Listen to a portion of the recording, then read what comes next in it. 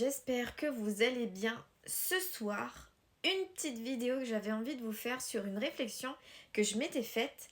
Pour ceux qui me connaissent déjà, vous savez que je suis curieuse, j'aime bien m'intéresser à des sujets et surtout au niveau des souffrances transgénérationnelles. Et ce soir, j'avais envie de parler, en fait, d'aborder un sujet qui va sûrement déranger parce qu'il touche à l'histoire de l'amour, du couple, du mariage, de la famille et de nos héritages. Aujourd'hui, on parle souvent de la monogamie comme si elle avait été toujours naturelle, la norme de l'humanité. Comme si un homme et une femme s'unissaient librement par amour dans un couple exclusif, stable, choisi, égalitaire. Eh bien non. Quand on regarde l'histoire humaine avec un peu plus de recul, on se rend compte que les choses sont beaucoup plus complexes. Il ne faut pas oublier que pendant une grande partie de l'histoire de l'humanité, la polygamie et surtout la polygynie, c'est-à-dire le fait pour un homme d'avoir plusieurs femmes, a existé dans de nombreuses sociétés.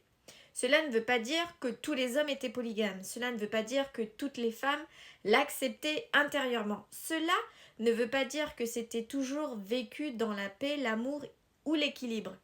Mais cela veut dire que ce modèle a fait partie de l'organisation sociale, familiale, économique et politique de beaucoup de peuples. Des données anthropologiques indiquent qu'environ 85% des sociétés humaines étudiées ont permis aux hommes d'avoir plus d'une épouse, même si dans la pratique tous les hommes n'étaient pas concernés. Et cette nuance est très importante, parce qu'une société peut autoriser la polygamie sans que la majorité des personnes vivent concrètement dans des mariages polygames. Souvent, ce sont les hommes ayant du statut, de l'argent, du pouvoir, des terres, du bétail, une position sociale ou religieuse qui pouvaient avoir plusieurs épouses. La polygamie était donc souvent liée au pouvoir, au statut, à l'héritage, à la descendance, à la sécurité économique et à l'organisation des familles, et parfois aussi au contrôle des femmes.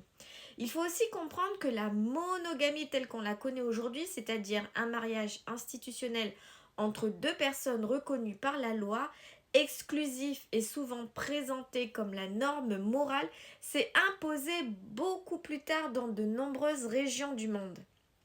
Les racines de la monogamie institutionnelle moderne sont souvent associées à la Grèce et à la Rome antique, puis à l'influence du christianisme et des institutions occidentales. Mais sa diffusion mondiale sous forme de lois interdisant la polygynie est surtout récente à l'échelle de l'histoire humaine. Par exemple, des interdictions légales de la polygynie sont arrivées en 1880 au Japon, en 1953 en Chine, en 1955 en Inde et en 1963 au Népal. Quand on entend cela, on réalise une chose. Ce que nous appelons aujourd'hui la norme n'a pas toujours été la norme partout. La monogamie moderne est devenue dominante dans beaucoup de sociétés, mais elle n'a pas effacé immédiatement des milliers d'années d'autres organisations familiales. Et c'est précisément là que je veux y venir. Les blessures transgénérationnelles peuvent entrer en jeu. Parce que même si aujourd'hui une personne vit dans une société monogame moderne où l'on parle d'amour, de choix, de consentement et d'égalité, son histoire familiale peut porter des traces beaucoup plus anciennes. Des traces de polygamie, des traces de mariage arrangé, des traces de femmes qui n'avaient toujours pas le choix, des traces d'hommes qui étaient valorisés par leur pouvoir, leur nombre d'épouses, leur descendance ou leur autorité, des traces de rivalité entre femmes, des traces de silence, des traces de sacrifice, des traces d'enfants qui ont grandi dans des familles divisées, hiérarchisées ou traversées par des jalousies. Et c'est pour cela qu'il est important de ne pas regarder nos émotions actuelles uniquement à travers notre vie personnelle, parce que parfois, une peur dans le couple ne vient pas seulement de notre histoire amoureuse. Parfois, la peur d'être remplacée vient d'une mémoire plus ancienne, une mémoire où les femmes de la lignée ont réellement été remplacées, comparées, partagées, mises en concurrence. Parfois, une jalousie intense ne vient pas seulement d'un manque de confiance en soi. Il peut réveiller une mémoire familiale où l'amour n'était pas vécu comme un espace de sécurité, mais comme un espace de compétition. Parfois, une colère contre les hommes ne vient pas seulement d'une relation passée.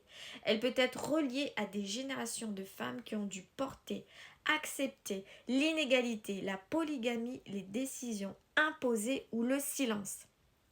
Et parfois aussi, du côté des hommes, une difficulté à être fidèle, à être émotionnellement présent, à vivre une relation égalitaire, à ne pas confondre amour et pouvoir, peut aussi venir d'un héritage ancien.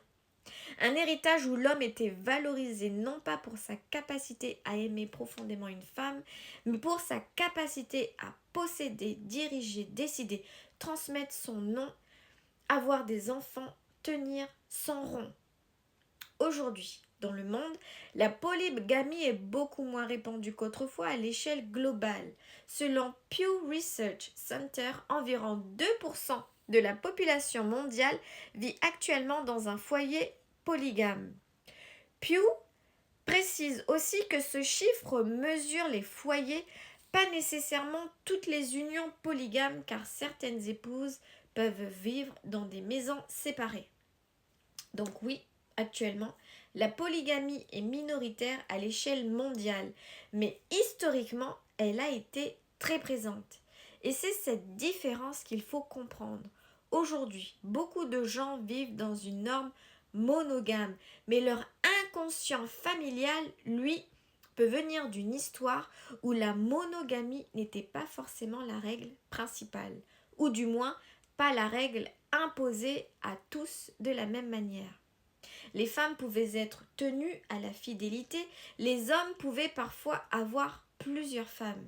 Et cette asymétrie laisse des traces, parce que ce n'est pas seulement une question de couple, c'est une question de place, une question de valeur, une question de pouvoir, de dignité, de sécurité et de liberté. Alors pourquoi est-ce important d'en parler aujourd'hui? Parce que beaucoup de personnes portent des blessures sans comprendre d'où elles viennent. Une femme peut se demander, mais pourquoi ai-je si peur d'être remplacée? Pourquoi est-ce que je me compare autant aux autres femmes? Pourquoi est-ce que je ressens une colère aussi forte face à l'infidélité ou à l'injustice?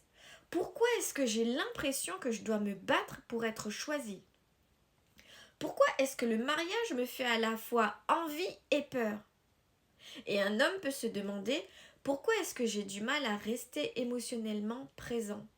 Pourquoi est-ce que je confonds parfois respect et autorité? Pourquoi est-ce que je me sens menacée par une femme libre? Pourquoi est-ce que j'ai appris à prouver ma valeur par la conquête, le statut ou le contrôle? Pourquoi est-ce que la vulnérabilité me semble dangereuse? Et parfois, la réponse n'est pas uniquement individuelle. Elle est aussi transgénérationnelle. Il ne s'agit pas de dire que la polygamie est automatiquement une blessure. Il ne s'agit pas non plus de dire que la monogamie est automatiquement saine. Il existe des familles monogames profondément blessantes. Il existe des contextes polygames vécus selon des règles, des croyances ou des équilibres propres à certaines sociétés. Mais ce qu'il faut regarder, c'est l'impact émotionnel réel, le consentement, la liberté, l'égalité, la dignité, la sécurité des femmes, la présence des pères, la place des enfants, la possibilité de dire non, la possibilité de choisir, la possibilité d'être respecté sans être dominé. Parce qu'un modèle familial ne se mesure pas seulement à son ancienneté. Il se mesure aussi à ce qu'il produit dans le corps, dans les cœurs et dans les générations suivantes. Dire que la polygamie a accompagné une grande partie de l'histoire humaine, ce n'est donc pas dire qu'il faut y revenir, que ce n'est pas dire que c'était mieux, ce n'est pas dire que c'était juste, c'est simplement reconnaître une réalité historique. Et reconnaître cette réalité peut aider à comprendre certaines mémoires familiales. Cela peut aider à comprendre pourquoi certaines femmes portent la peur de ne jamais être assez.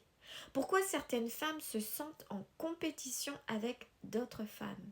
Pourquoi certaines femmes associent l'amour au sacrifice. Pourquoi certaines femmes ont du mal à faire confiance.